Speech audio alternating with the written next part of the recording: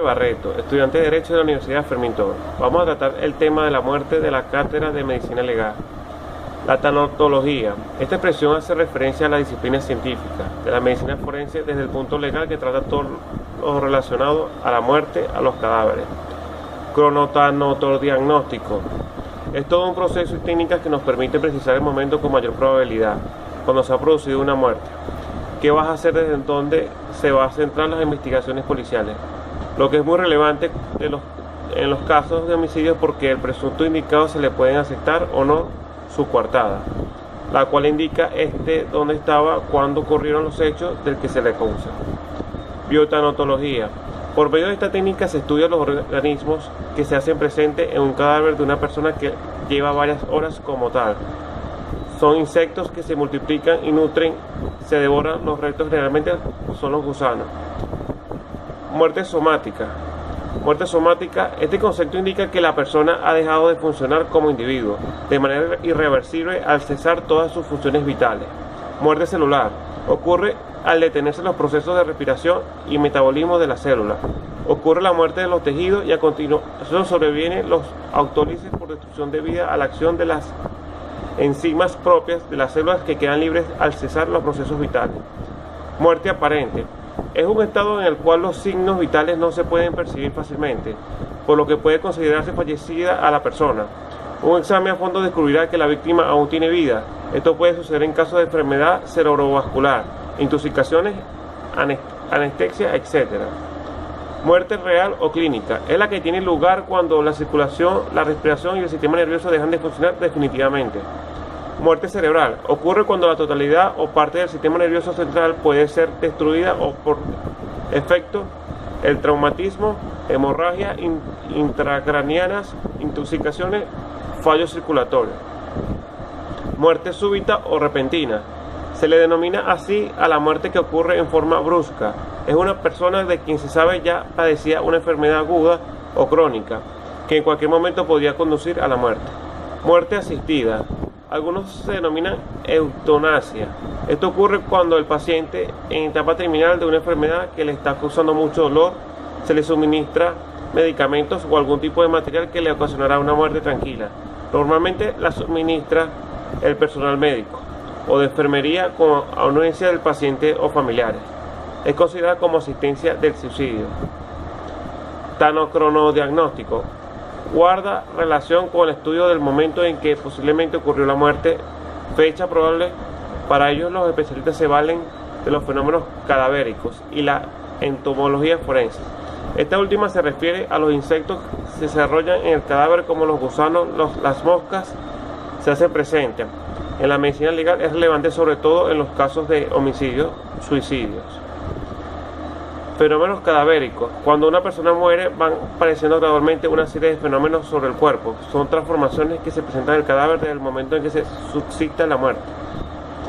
Fenómenos cadavéricos tempranos. Estos son los enfriamientos, deshidratación, lividez, rigidez y espasmo. Enfriamiento.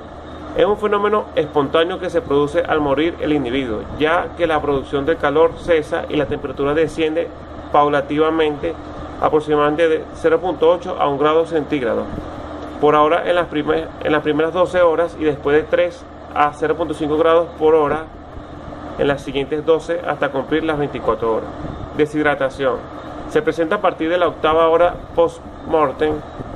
Está dada por la evaporación del agua corporal, que es alrededor de 10 a 15 gramos por kilogramo de peso corporal al día. Lo anterior se manifiesta por signos tales como la depresión a los globos oculares. La mancha negra esclerotictal o signo de Sommer es una mancha irregular de color negro que se debe a la oxidación y hemoglobina de los vasos coroides y la deshidratación. Livideces. También se conoce como manchas de posición. Consiste en la aparición de manchas de color rojo vino que se presenta entre las 3 y 4 primeras horas post-mortem. Alcanza su máxima intensidad entre la 6ª y 8ª hora y a partir de las 25 horas se fijan y no cambia de situación anatómica. Rigidez. Se presenta a partir de las 3 horas posteriores al fallecimiento y alcanza su máxima rigidez entre las 12 y 15 horas. Es importante mencionar que este proceso puede acelerarse en climas fríos. Asimismo, empieza a desaparecer entre las 24 y 30 horas del post-mortem. Espasmo. Es una forma rara de endurecimiento muscular que ocurre en el momento de la muerte. Persiste hacia el periodo del rigor mortis y puede ser confundido con rigor mortis. Las causas es desconocida, pero es usualmente asociada con muertes violentas que ocurren bajo circunstancias extremadamente físicas con intensa emoción. Los factores que influyen en la putrefacción: autolosis, disolución de los tejidos por enzimas o fermentos propios de las células, como la disolución de los glóbulos rojos en la sangre. Putrefacción es la decomposición de la materia orgánica del cadáver por acción de las bacterias.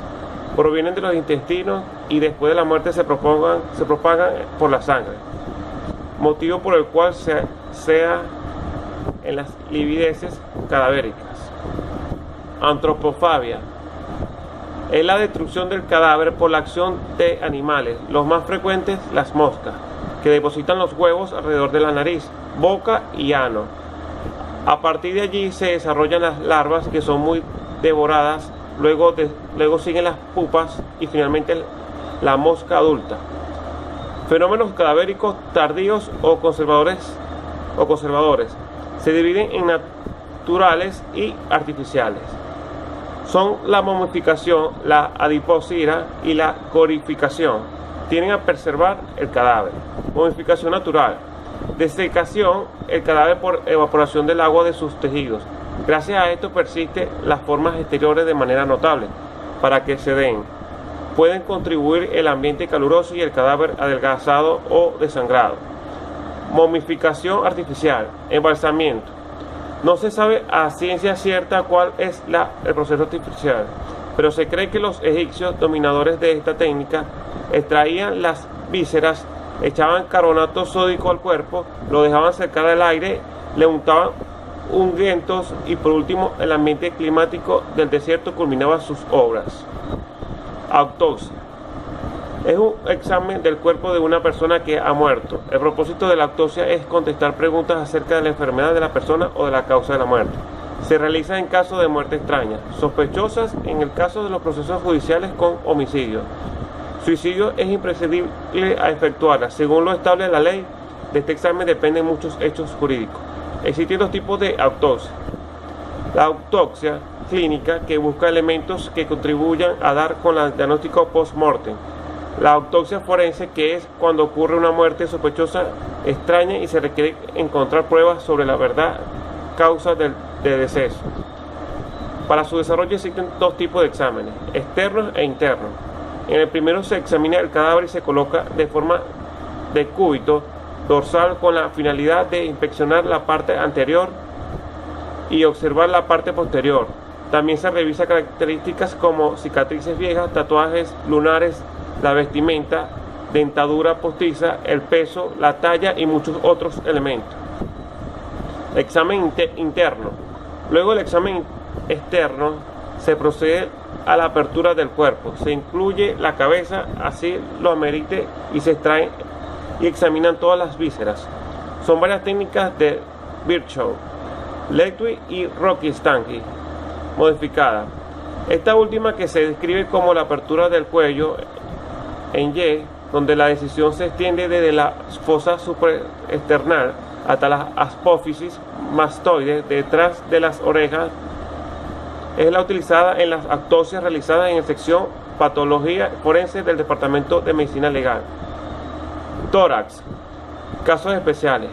Presunta responsabilidad médica con cirugía del tórax y abdominal buscando indicios de torturas, etc. Se emplean técnicas de incisión y aperturas de las cuatro extremidades a fin de explorar los paquetes musculares en busca de lesiones cortusas profundas. Abdomen. También permite aclarar si existía orificio en el estómago de úlcera o perforación, diagnosticar la existencia de una torsión o de una invaginación de intestino. Asfixiología. Forma parte de la medicina legal.